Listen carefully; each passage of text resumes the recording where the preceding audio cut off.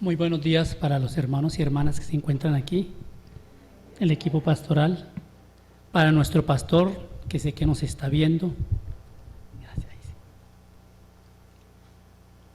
Cuando yo empecé a conocer del Señor, lo primero que le pedí fue una familia, porque yo viví en familia hasta los 4 añitos, y Él me dio más de lo que le pedí.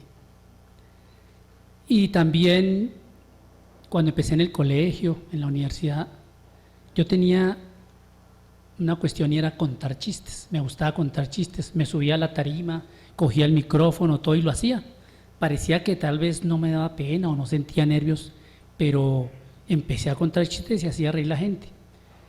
Yo no soy pastor ni soy orador, pero el Señor, cuando empecé a conocer de Él, me puso una vez el Espíritu Santo en mi mente. Me dijo: ¿y por qué no subes a una tarima, a un púlpito, como lo llamemos, y hablas de mí? Por eso hoy me estoy parando aquí frente a ustedes. El título "Y escogí la familia" es por eso, porque sé la importancia tan grande que tiene y el amor que el Señor tiene por ella.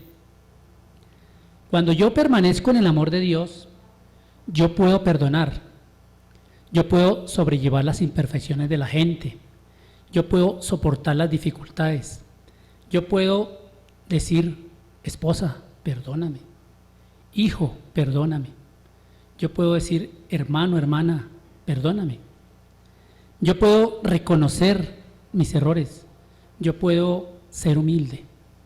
Cuando no permanezco en el amor de Dios, yo no voy a poder hacer ninguna de estas cosas. No voy a sobrellevar a nadie, no voy a ser capaz de pedir perdón, mucho menos voy a aceptar lo que está pasando conmigo en lo negativo. Pero eso no se logra con buenas intenciones o con un acuerdo personal. Eso se logra es permaneciendo en el amor de Dios, permitiendo que Cristo Jesús nos edifique. Solamente permaneciendo en Él es que lo logramos. ¿Por qué? Porque cuando yo tengo el amor de Dios, pienso: si Él hizo misericordia conmigo, si Él me perdonó, si Él sobrellevó mis cargas, si Él me dio otra oportunidad, ¿por qué no lo voy a hacer con mi cónyuge? ¿Por qué no lo voy a hacer con mis hijos, con mis hermanos, con mi padre? Pues claro que lo voy a hacer. Pero si el amor de Dios no permanece aquí, ¿qué va a pasar? Incluso así yo venga a la iglesia, pero si mi corazón no ha permitido que el amor de Dios me llene, que fluya, ¿qué va a pasar? Mi corazón va a estar cargado, de pronto endurecido, va a estar con resentimiento, va a estar imposibilitado de perdonar. Está lleno de soberbia. ¿Y qué pasa? Que cuando no tengo el amor de Dios, no se va a perfeccionar en mí. Pero cuando se perfecciona el amor de Dios, es cuando yo permanezco en Él y Él permanece en mí. Cuando yo decido dejar que el amor de Dios se perfeccione en mí, es cuando voy a poder entonces dejar cosas que no había podido dejar. Y lo que no es de Dios va a salir. ¿Por qué tiene que salir? Porque me va a incomodar, me va a tropezar, no va a permitir. ¿Qué va a salir? Mi propia justicia. ¿Cuál es mi propia justicia? Me refiero a mi impaciencia, me refiero a mi violencia, me refiero a ese corazón duro. Vamos a ver la palabra hermosa, la número 1.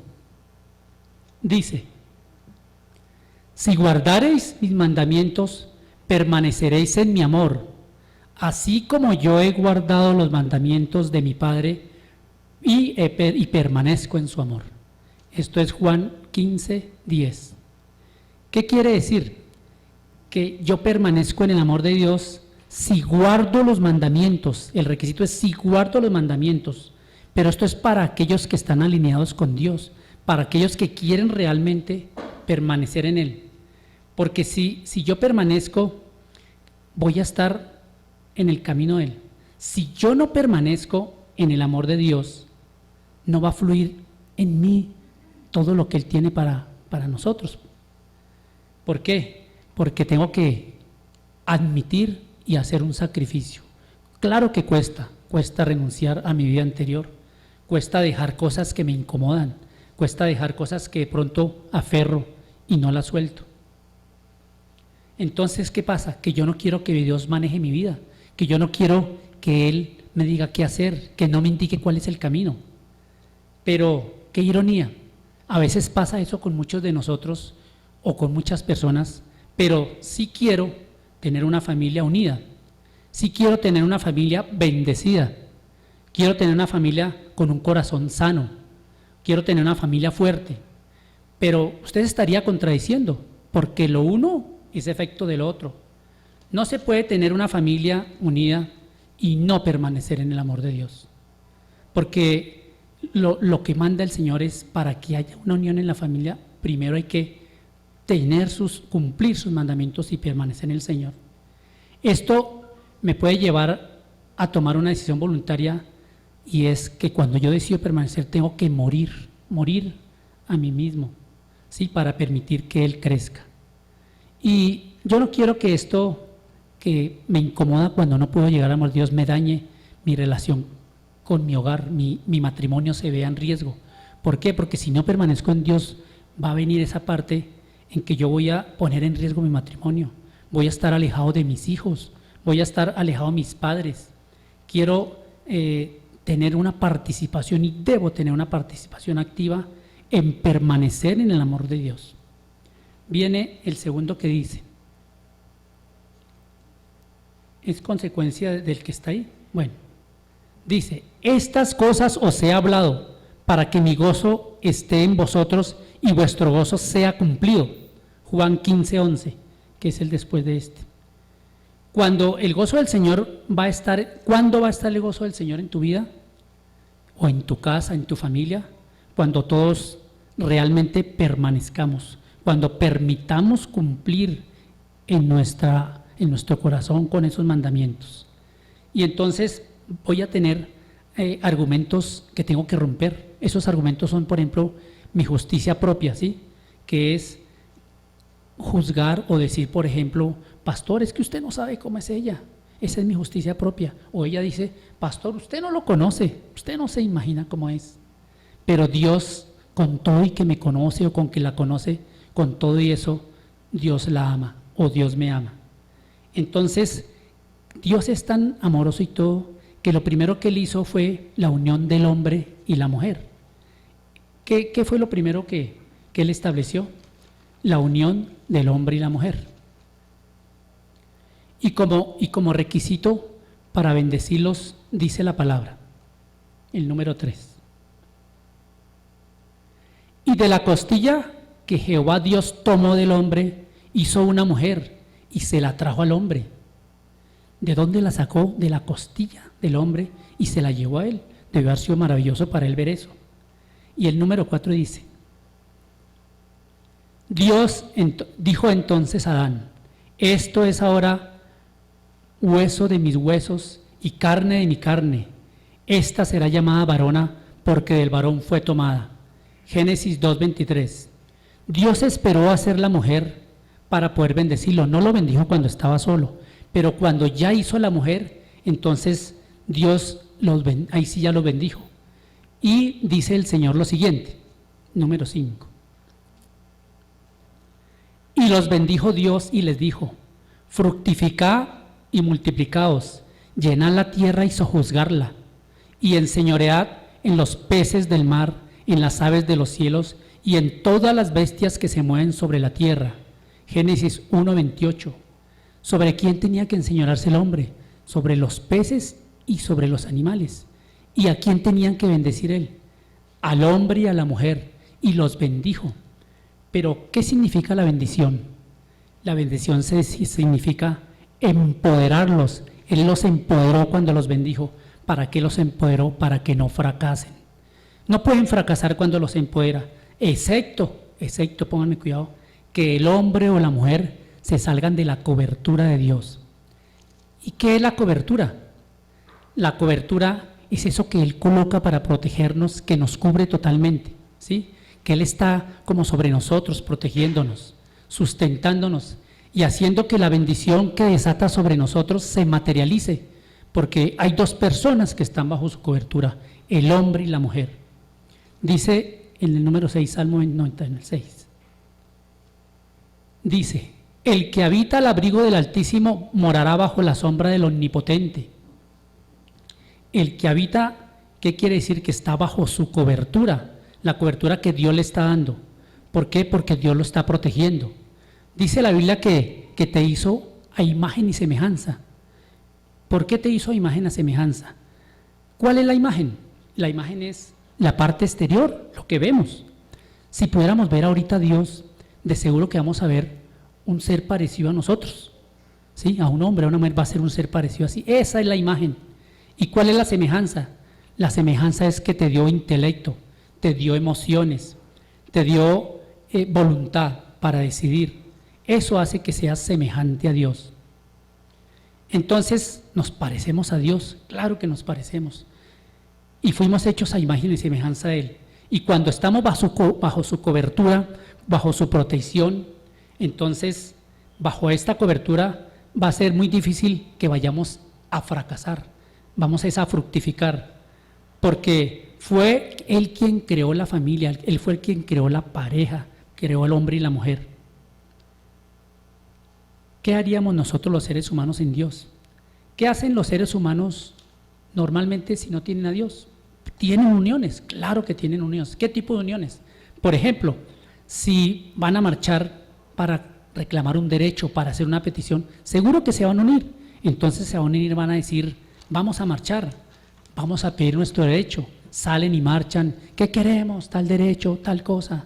Una vez logrado, sí, se logra, ¿qué va a pasar? Van a terminar, se van a disolver, cada uno va a salir por su lado, y esta fue una unión circunstancial, momentánea, solo para eso en específico. Pero esta unidad que da Dios para el hombre y la mujer es una unidad continua, en espíritu, continua con Dios. Por ende, el esposo continúa con sus hijos, continúa con su esposa y está obteniendo como un poder delegado, es un poder que le delega al Señor. Es un fruto de permanecer en Dios. ¿Cuál es el fruto de permanecer en Dios? Tener una familia unida, tenerla junta. ¿Y qué pasa? Interiormente vamos a sentir de pronto a veces deseos contrarios, deseos de salir, de no estar ahí, pero es más el amor por Dios que nos vuelve a hacer permanecer, que nos vuelve a regresar a estar con Él. Y la voluntad tiene mucho que ver aquí. ¿Por qué la voluntad? Porque es como la voluntad que nos regula. Por ejemplo, cuando uno tiene un hijo o tiene una hija y el hijo uno le dice, no te metas con tal amigo, no te metas con tal amiga, no es saludable. O le dice a la hija lo mismo, mira ese amigo, mira esto, no es saludable para ti. Pero sin embargo deciden hacerlo y se meten y después de pronto tienen experiencias. ¿Y qué va a venir? Va a venir de pronto el dolor, va a venir la vergüenza, va a venir de pronto la humillación. ¿Por qué? Porque la voluntad de ellos actuó, y cuando actúa nuestra voluntad es la que deja y reafirma para lo bueno y para lo malo. Con la voluntad reafirmamos para estar en el bien o para estar en el mal. Pero la Biblia, ¿qué dice? Hijo, no todo te edifica, no todo te conviene. Entonces tienes que aprender a permanecer en el Señor para que Él te dé sabiduría, para que puedas decidir por las cosas que te convienen y las que no te convienen. Hermano, ¿a usted no le conviene estar disgustado con su pareja o a usted, esposa, con su pareja? No le va a convenir. ¿Por qué? Porque cuando usted llegue a estar disgustado, no van a poder de pronto unificar conceptos, no van a poder de pronto sentarse a dialogar con ella, no van a hablar de sus diferencias. ¿Y qué van a hacer? Que va a llegar el momento en que van a correr el riesgo de acabarse. Entonces, ¿qué deben hacer? Deben sentarse, mirar y ver, respetar su punto de vista, ver sus diferencias y después ir y orar, ir y pedir, mirar la palabra, tomar una decisión conforme a la voluntad de Dios. Cuando se ora y cuando se mira, se va a tomar conforme a la voluntad de Dios, porque va a ser una decisión mutua. Sin Dios y sin su palabra, ¿qué va a pasar? Cada uno va a jalar para un lado, ella para este lado, él para el otro lado. De seguro que no van a tomar una decisión sana. Si Dios dice que el esposo es cabeza del hogar y la esposa está a favor y está de acuerdo con eso, quiere decir que ella, viendo que él es cabeza de hogar y que es conforme a Dios, ella se va a sentar con él y van a hablar. Va a decirle: esposo, la Biblia dice que yo soy tu ayuda idónea, que yo soy tu adecuada. Escúchame, no está bien ese negocio que quieres hacer, no lo veo bien. Él de pronto le va a decir: pero esposa, Dios me ha mostrado que sí lo debo hacer. Entonces, ¿qué hacen los dos? Oran juntos. Ahí oran juntos. Piden por el mismo sentir, un mismo sentir para ellos dos.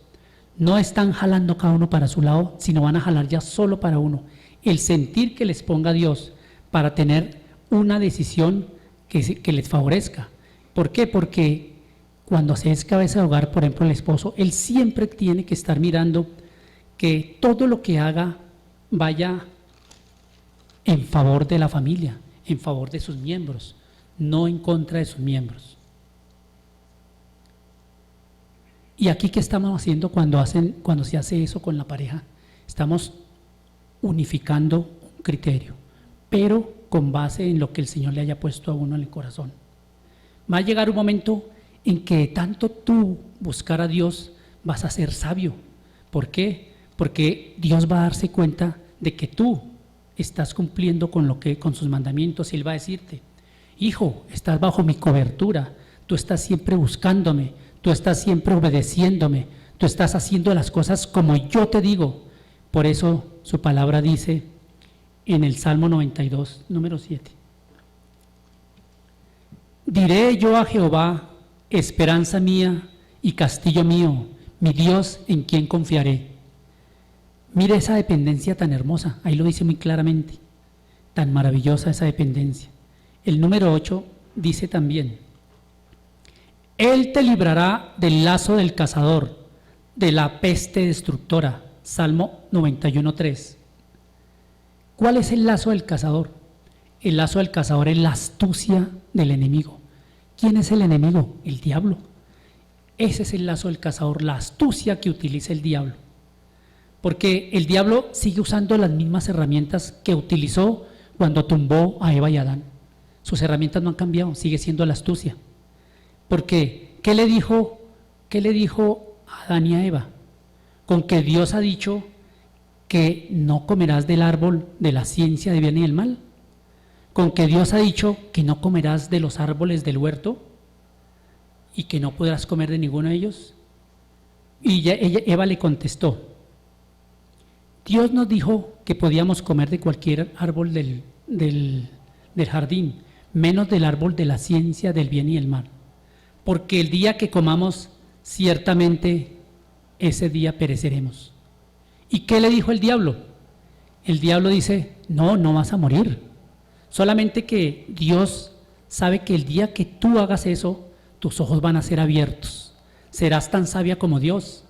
Y no van a creer a la mujer, le atrajo. Claro, él le estaba con la astucia desestabilizándola. Serás tan sabia como Dios, le dijo. Y eso la atrajo.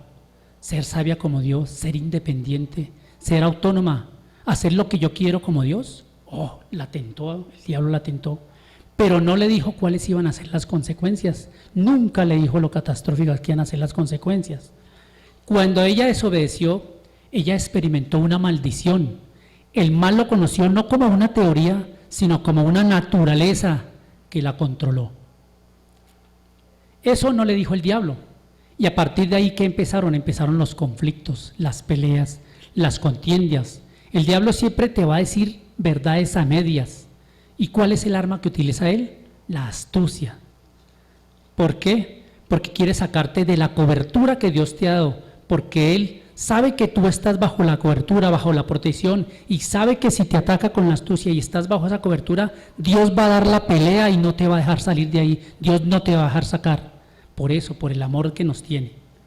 Te conviene entonces permanecer en Dios, te conviene estar en su palabra. Y cuando venga el lazo del cazador, la cobertura no dejará que tú caigas. El arma del diablo no servirá ahí, su astucia no servirá. El engaño para hacerte caer no va a dar resultado, porque Dios te va a tener protegido. Porque desobedecer a Dios sería lo contrario, sería irte contra su voluntad, irte contra lo que Él manda.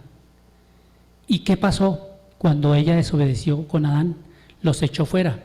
Los echó fuera hasta cuando vino Jesús y lo restauró, pagando el precio en la cruz por ellos y por todos nosotros. Pero, ¿qué sigue? ¿Qué sigue haciendo el diablo? Sigue usando la astucia. Trata de sacar a los matrimonios y a las familias que están en cobertura y en protección de él. El Señor te va a librar del lazo del cazador, de la peste destructora. Él no va a dejar que te separe de Dios. Y si tú te separas, vas a ver que van a venir las calamidades, van a venir las enfermedades, las desgracias, las peleas, los conflictos empiezan a surgir. En la palabra, en el 9, dice: con sus plumas te cubrirá y debajo de sus alas estarás seguro. Escudo y adarga es su verdad. Salmo 91:4. Escudo y adarga. La adarga es un escudo en forma de óvalo. Se pone aquí, que lo cubre a uno. Y escudo y adarga es su verdad.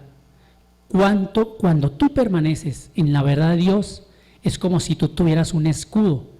Que te quede claro, eso es un escudo que Dios nos da. En el número 10 dice: no temas, no temerás el terror nocturno, ni saeta que vuele de día, ni pestilencia que ande en oscuridad.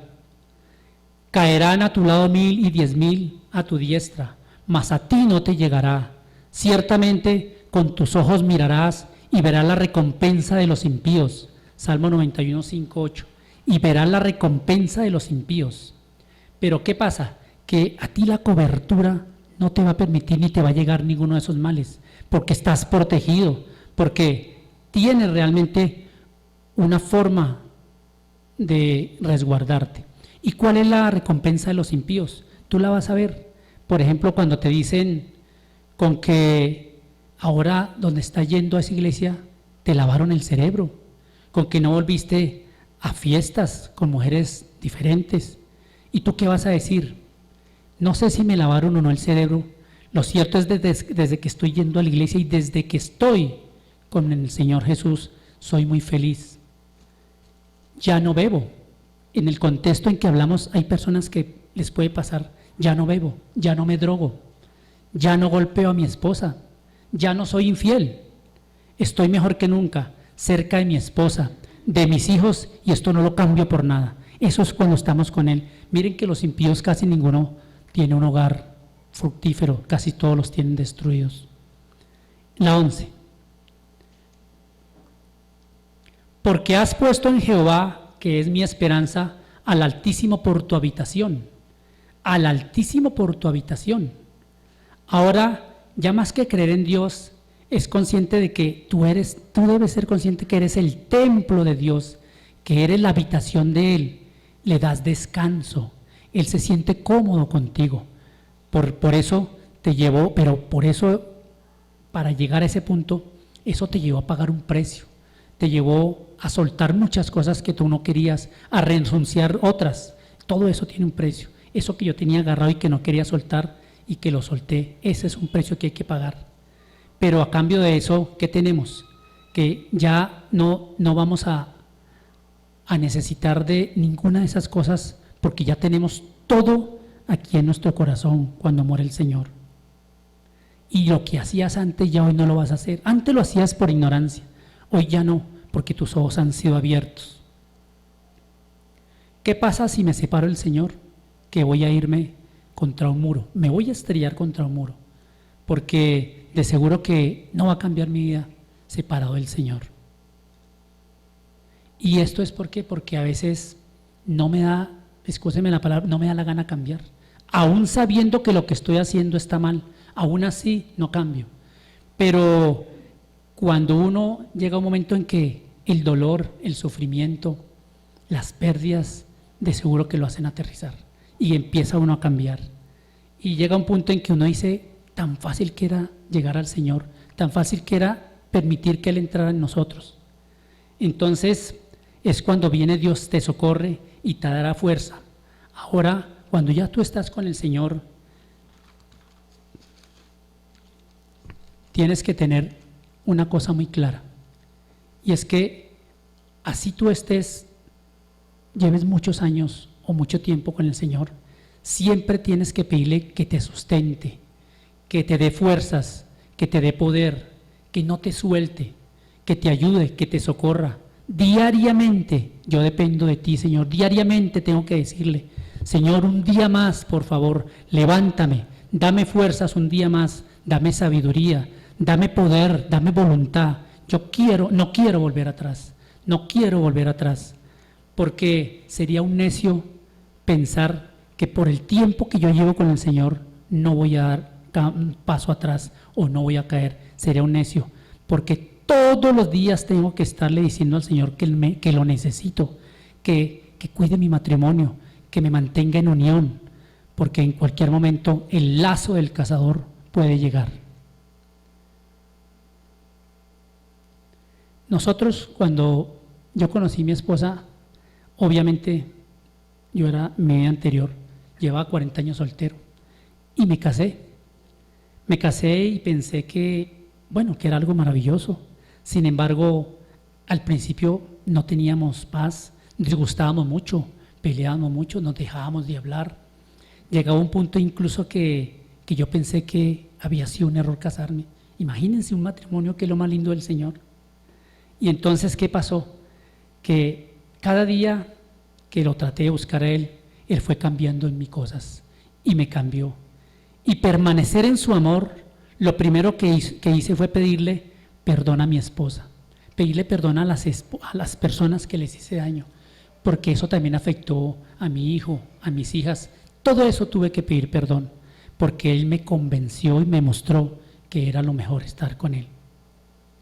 Y todos los días decidí permanecer en Él, en el amor de Dios.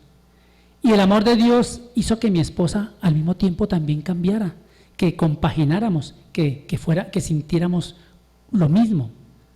Es que todo lo que está bajo la voluntad de Dios es afectado. Cuando tú estás bajo la voluntad de Dios, todo lo que esté bajo ti, bajo tu voluntad, va a ser afectado por Él.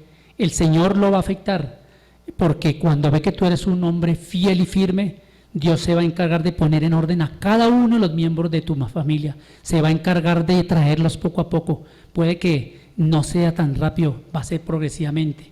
Con algunos puede que tarde más que con otros, pero que todos van a llegar.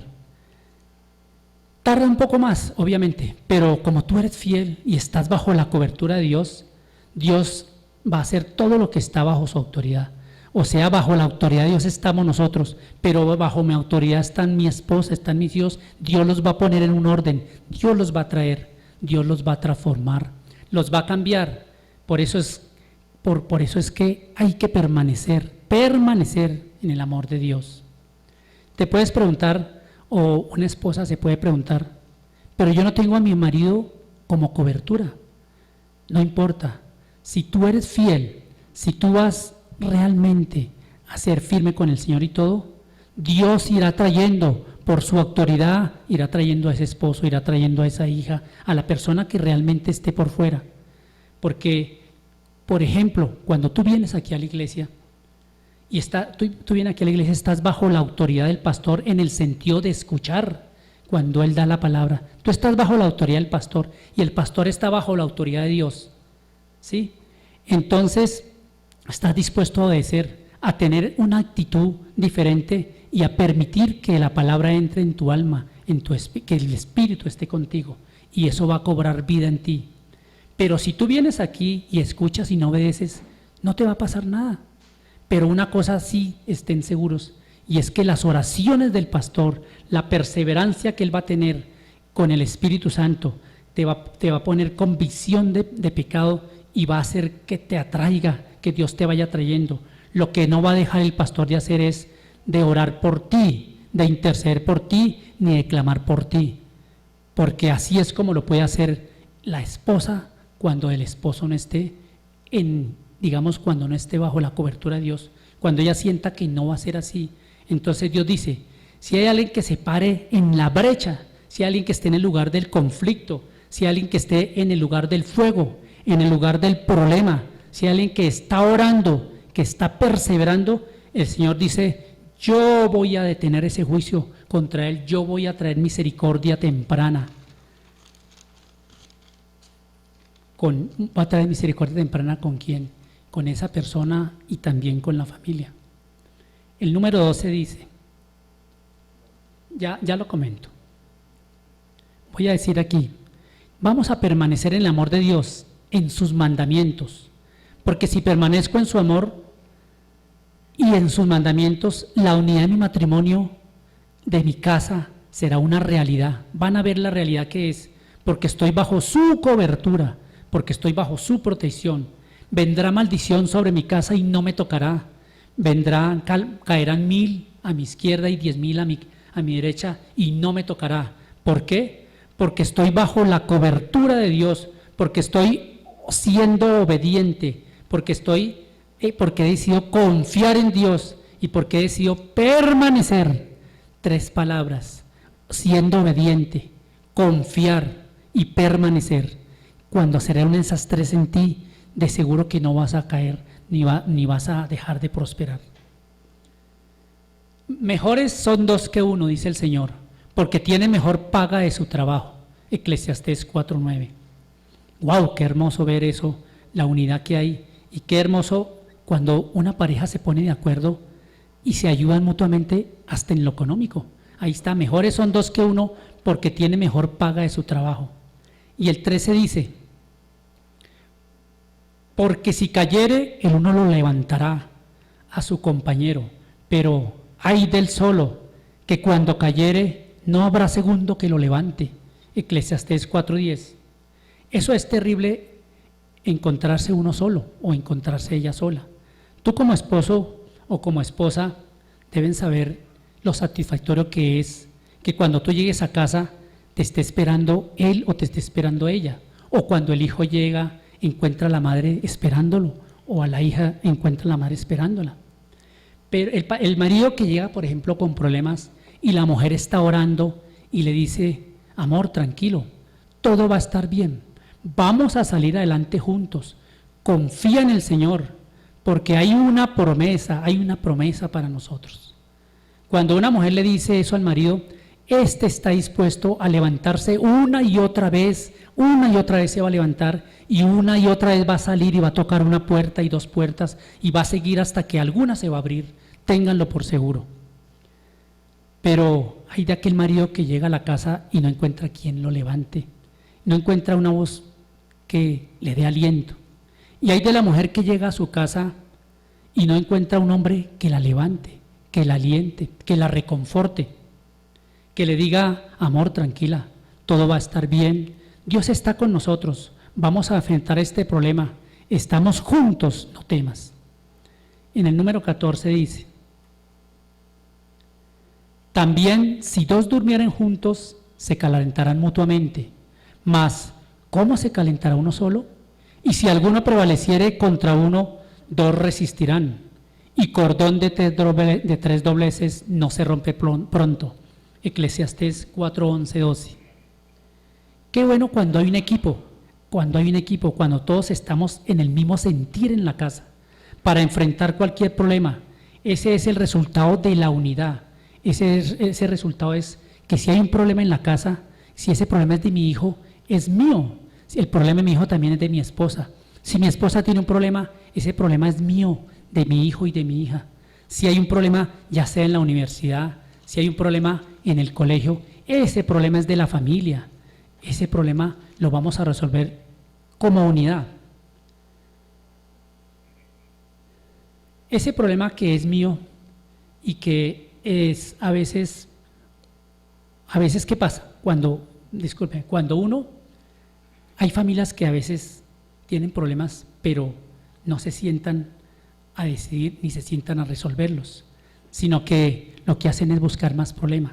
¿Y qué hacen? Se sientan a discutir, se sientan a pelear, unos se levantan, otros no. ¿Y qué va a pasar? Que no van a obtener sabiduría, que no van a obtener guía, no van a poder resolver su problema. Pero cuando nosotros, como unión, permaneciendo en Dios, nos sentamos con la esposa para resolver un problema, sencillamente, ¿qué vamos a hacer? vamos a unificar nuestras fuerzas y lo vamos a enfrentar. Es que la cabeza del hogar, de cualquiera de los dos, cuando no está dando resultado, digamos, esa familia que busca problemas y todo, y no lo resuelve, ¿qué es lo que está pasando?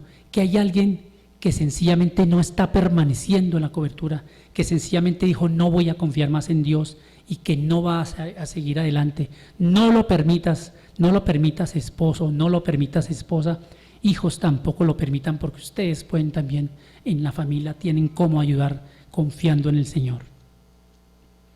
Otra cosa, porque todo lo que esté bajo la autoridad de Dios, Dios lo va a preservar, todo lo que esté, y tú como cabeza de hogar estás bajo la autoridad de Dios y bajo tu autoridad, entonces Dios va a preservar a tu familia, sean tus hijos, sean tus nietos, sean tus hermanos, sea tu padre, los va a preservar, Él los va a mantener, los va a tener bien. La 15 dice, otra vez os digo que si dos de vosotros se pusieren de acuerdo en la tierra acerca de cualquier cosa que pidieren, les será hecha por mi Padre que está en el cielo. Miren tan hermoso, de cualquier cosa. ¿Qué significa cualquier cosa? Significa los problemas del diario vivir. ¿Por qué no llevamos esos problemas a la mesa y te sientas con tu esposa y con tus hijos y los discuten y sacan un momento? ¿Qué están ustedes buscando aquí? Sabiduría. Están buscando consejo y solucionar un problema o corregir una actitud. ¿Y por qué? ¿Cómo lo van a hacer? Van a sentarse, van a abrir la Biblia, van a leer, van a orar. Y antes de hablar del problema lo van a hacer. Después, con eso que el Espíritu Santo les va a predisponer, les va a dar una solución. Y de seguro que esa solución no va a ser en las fuerzas de ustedes, sino en las fuerzas de Dios. Porque cualquier problema que se cree dentro de la familia no va a quedar sin solucionar si lo hacemos de esta manera. Por eso la solución de los problemas es estar cumpliendo, la solución de los problemas de la familia es cuando esa familia está cumpliendo con los mandamientos y permanece en el amor de Dios, va a encontrar siempre la solución. Les voy a pedir que cierren sus ojos a manera de humildad con nuestro Señor. Vamos a orar. Señor Padre Todopoderoso, Señor, tú que creaste la familia a través del hombre y la mujer, que la proteges, Padre, que la tienes bajo cobertura. Señor, te pido por todas las familias de la iglesia, por las familias de nuestra ciudad, por las familias de nuestro país, para que seas tú, Señor, cuidándolas, protegiéndolas, no dejándolas salir de tu cobertura. Que el lazo del cazador no las toque, Señor. Presérvalas, Padre. Aquellas familias que aún no te han encontrado, que aún no están bajo tu cobertura, Señor, dales esa cobertura, acércalas, Padre Santo. Permíteles disfrutar de tu protección, Señor. Te lo pido en nombre de tu Hijo, Señor Jesucristo. Amén.